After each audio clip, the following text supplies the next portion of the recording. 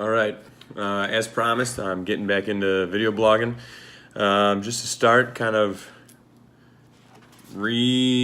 circumnavigating why these vlogs, why I'm doing these vlogs, why I started Quality America, and why I want to transition to an organization called Unconditional.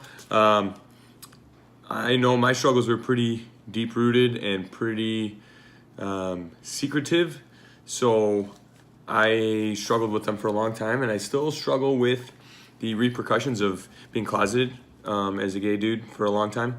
So the vlogs are here to show anyone who wants to listen and watch my path and the journey that I have been on and the journey I continue taking.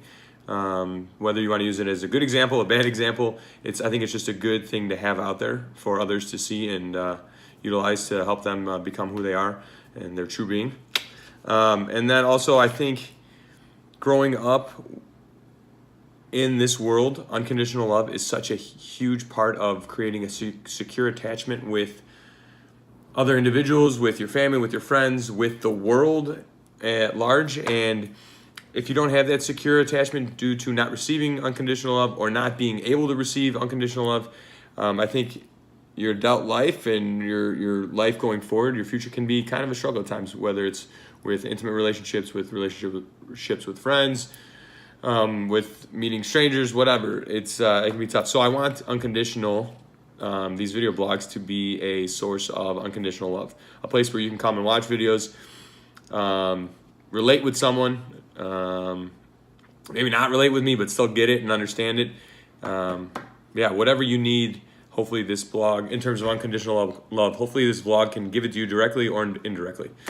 Okay, so the story for this vlog, for number 30, I think. I left off a couple years ago in saying that I quit my old job. I quit my job as a public auditor because I knew that wasn't who I was deep down inside, and I wanted to start the journey of figuring out who that person was so I can start that path, eventually become that person, and enjoy the rest of my life as that person, no matter how many struggles came my way. So I started working at the family meat market in November of 2011, and I was a sausage maker apprentice, and I worked with my dad, my mom, my brother, my sister, and then another 5 to 12 full-time, part-time employees, and it was a great time. It wasn't exactly what I wanted to do with the rest of my life, but I have learned a lot since working there, and still do continue to work there today. A story that comes to mind that relates with my sexuality and my struggle and my search for my personal identity. I remember my dad did not tell me the story, but it's about him and me coming on board at the market. There was an employee probably a couple weeks before I finally started working at the market that used a term that starts with an F and rhymes with Bob Saget. I hope you can guess what it is because I don't really feel like saying it. And when my dad heard him say that, from what I've been told, he wrung the guy out. I mean, he didn't physically hurt him, but he made sure this guy knew we do not use that word at this business. He wants to make sure it's a comfortable place for his gay son and also a comfortable place for any LGBT customer, other employee to come in the future, whoever may walk into the market. And I remember when I heard that story, I got super teary-eyed. And my buddy, my coworker at the time, who was telling me the story, was like, no, like your dad, like he meant it in a good way, like, or whatever. Or the other coworker that said the word, he was just joking, but don't be too. And I was like, no, I'm just happy. Like, that was my dad doing something to protect me, which he's done many times before, but like in a different way because he was not aware of my sexuality for so long. So how was he supposed to protect it?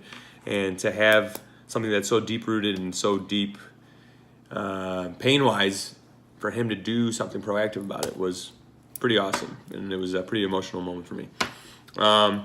So yeah, that's the story for this vlog. I hope to do a vlog once every couple weeks and continue on with this organization and see what it evolves into. But like I said, I hope at the very least it's a place where you can find comfort, and if you ever need to ask questions, whether it's a comment or in a private message because you're struggling with who you are, your sexual identity, your gender identity, however you identify in any other way, just know that you can definitely reach out. All right, take care.